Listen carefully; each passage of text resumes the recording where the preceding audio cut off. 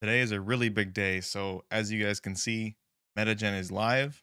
If you're new here, you don't know what MetaGen is, it's something I've been talking about, something I've been building for probably 4 or 5 months at this point. Basically, the idea behind it was, I wanted people to be able to have a customized meta, so instead of just having to watch, YouTube videos where somebody gives you the best loadout, instead of having to read tweets where someone gives you the best loadout, I wanted them to be able to build the best loadouts for how they play. And that was the whole idea behind MetaGen. So it is a giant algorithm that will look at every stat in the game, every attachment in the game, and will try to build the best possible loadouts for you. So I think this is a huge tool. I think it could be a game changer. We're going to talk about it today and go over how it works, what you should expect, and just how to use it in general. So how it actually works, this is the builder page you can see here. This is where you build your run that will try to find your specific meta. The way that we achieve that is by giving you different options here. So you can force the weapon suppression. That means that every build that comes out will have a suppressor.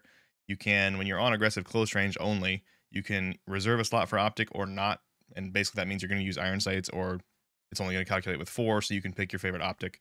Um, that's not on long range automatic, because long range automatic, pretty much everyone uses an optic on those. And the calculation time is much, much longer on long range because there's more attachments and more weapons. So it's not an option on there. Nobody really uses iron sights on long range anyway, but that's why I just wanted to explain that. You can adjust laser visibility, so aim down sight time or aim down sights whether or not the laser is visible while you're ADSing. Same with just regular movement hip fire, if you want the laser to be visible or not.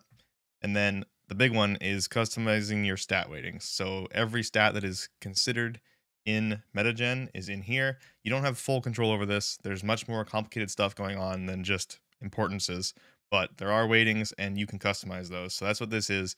The default slider position in the center is what I believe is the meta. So if you left all of these in the center, you're going to get what I believe is the meta currently.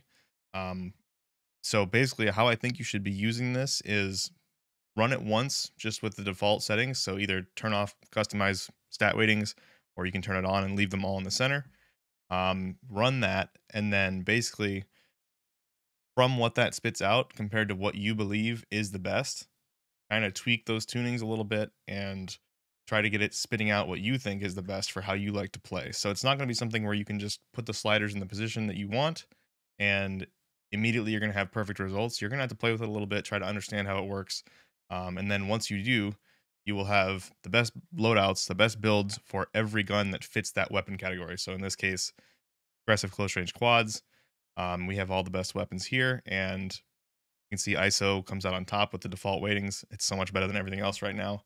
But you'll get the top 20 builds for that. You can add the builds to comparison. So if you click that, it'll add it to your comparison tool over on the left. You can go look at it compared to other weapons.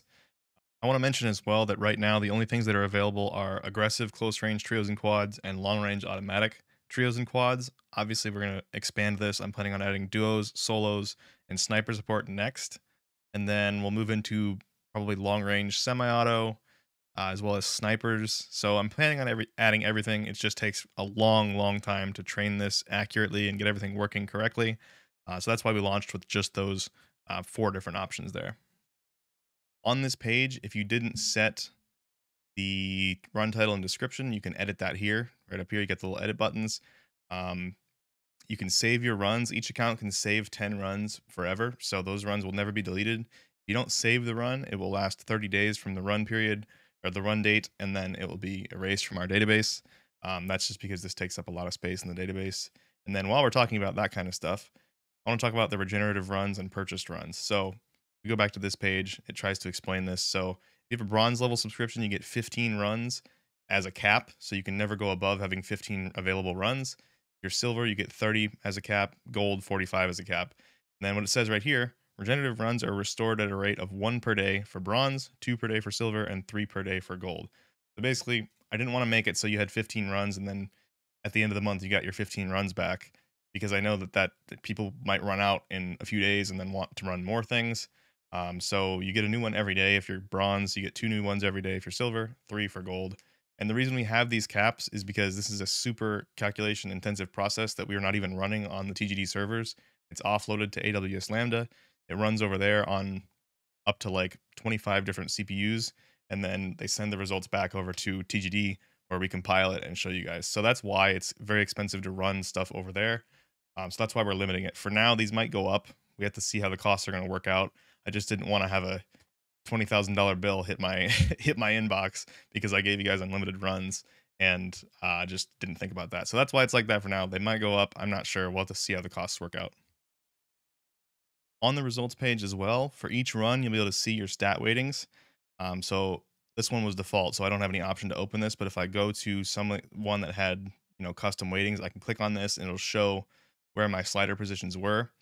But let's go back and talk more about the slider positions because that's a really important thing to understand. So these are, like I said, the center position is what I believe is the meta already. So if you're doing close range, aggressive close range, ADS time is obviously already very important for SMGs. Time to kill is already very important. DPS is very important. Movement speeds are super important as well. Recoil is not very important. Sprint to fire, taq sprint to fire, very important. So all of those are already weighted that way when the sliders are in the center position. I might try to find a way to make that more clear because a lot of people are jumping into this and thinking that they have, total control over this. That's not how it works. You have control off of what I believe is the meta. So if you have a slightly different opinion of what the meta is, you can use these sliders to kind of try to get to where you believe it's outputting what the meta is, and then you'll have all the builds for all the guns, and you can save those weightings and use it as the data changes over time, and just rerun the whole MetaGen run that you built with those stat weightings to get your meta as soon as the data changes on TGD through updates. So that's the idea behind this. These have a significant impact on the results that will be output. So I wouldn't come in here and start just, doing this on all of them because that's just going to give you really wonky results. What you should probably do is just run one default, see how the output comes out, and then come back into this. And if something was off and something you think was not quite right, then you can just tweak a couple of them. Just tweak one or two of them. Don't go all the way to the side. They have a really big impact. If you go all the way to the side, you're saying that fire rate is not important whatsoever. You go all the way to the right, that means it's super important. It might be the only thing it's always going to look at all the stats, but the more important slider when it's all the way to the right has such a high weighting that it'll be probably as big of a factor as the rest of them combined. So that's just something to consider. Generally, you just want to tweak these a little bit. I left it having really strong importance because I want you to be able to do that if you want to. So if you want something that just has, if for some reason you want the SMG that has the best bullet velocity, but you want the rest of the attachments that don't relate to bullet velocity to still be trying to make it a good SMG, then you can do that. You can leave all of them default. You can slide bullet velocity all the way to the side, run the calculation, and what MetaGen will do is, because bullet velocity is so important, it's going to pick the attachments that result in the best bullet velocity. But then there's going to generally only be like 2 attachments that can affect bullet velocity on an SMG. So you have 3 other slots, and it will take that, and it will take, say those bullet velocity attachments, like it was like a heavy barrel and a suppressor. That's going to increase ADS a bunch.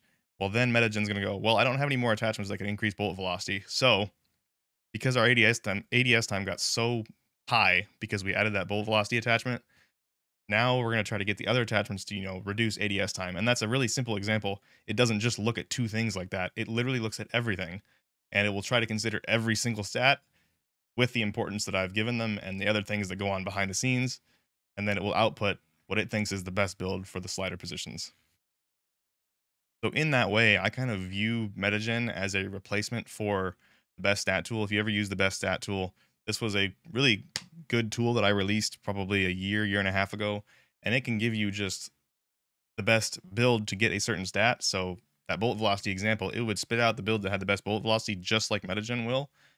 But MetaGen is way, like, so much deeper than that. It will consider every other stat and try to build the other attachments, as well as considering bullet velocity. Like at some point, bullet velocity is not even going to be important to go any higher for an SMG, and it does think about that.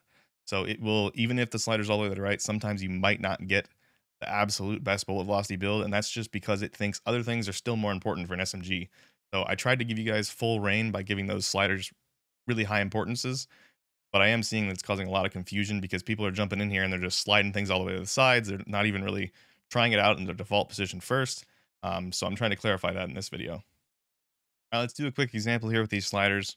So this is on aggressive close range quads. I'm going to leave all these the same. And then I'm going to say that I don't care if I have slow ADS time. I just want the absolute best time to kill, the best damage per second. But I would also like to have good sprint to fire time and good taq sprint to fire time. And we'll see how this outputs here. While this run is finishing up here, I do want to mention something I haven't talked about yet is how long these runs take. So aggressive close range, generally, if the slider positions aren't too far from the center, will be less than a minute. Usually it's like 10 or 15 seconds, but long range automatics have way more attachments, way more, um, weapons in general that are in that category. So they take much longer to run. That usually takes about 2 minutes per run there. And that's just purely because this is such a calculation intensive task. Even running it on 20, 25 cores on AWS Lambda, it still takes some time. So we've got the output from those custom weightings that I showed you a second ago, basically increasing time to kill, increasing the importance of sprint to fire time, and ADS time doesn't matter at all. So top builds for the ISO here, we've got the XRK Sandstorm, the 9-inch PTX trainer, EXP share, and 45 round drum. So we're going to add that to the comparison, and then I'm also going to add the one I expected to get was this one right here with the X10RR40, the PTX barrel, the EXP share. So we'll add that as well and look at these. All right, so we've got those builds added to the comparison here. So XRK Sandstorm, this is a recoil attachment with 40 millisecond ADS penalty. It focuses mostly on vertical with 10% on horizontal as well.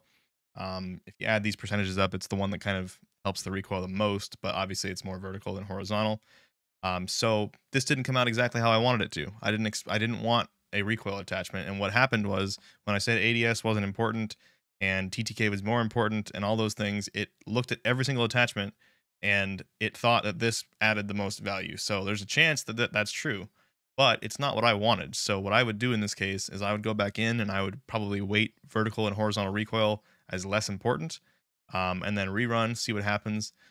So the one that I expected, which if you remember, it basically got the same exact score. So if we look at my runs here, these are all within 0.03 of the same score. So it thinks all of these are just fantastic.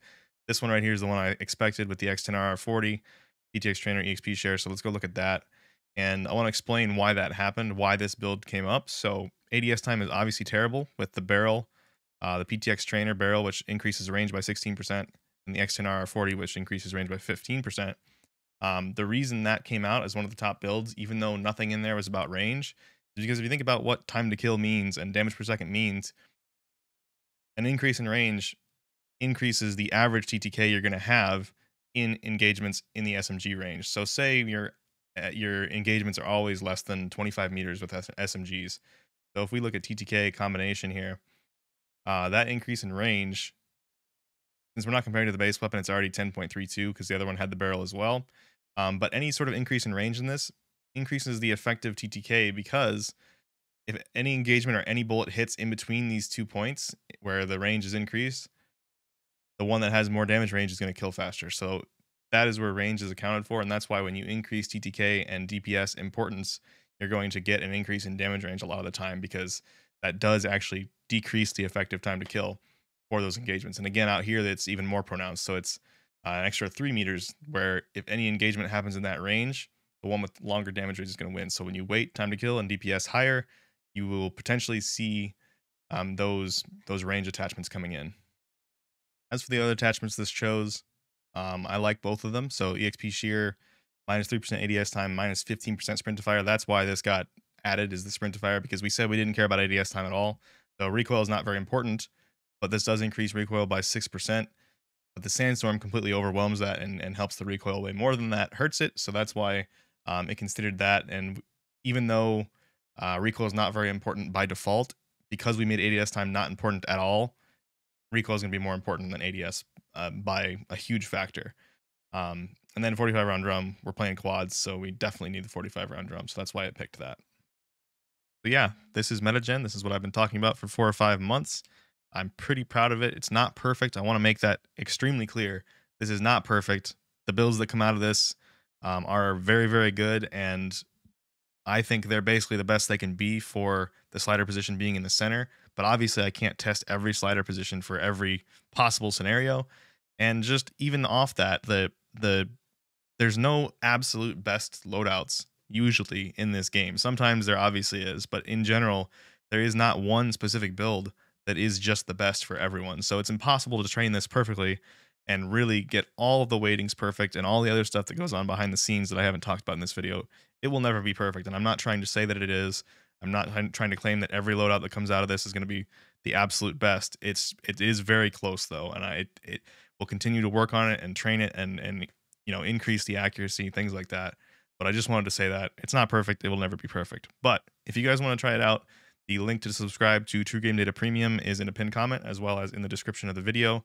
I hope you guys enjoy this. I hope it makes your enjoyment of the game better, because you can just instantly get one of the best loadouts for how you play. But as always, thank you guys for watching. Thank you for all the support, and I'll see you in the next video.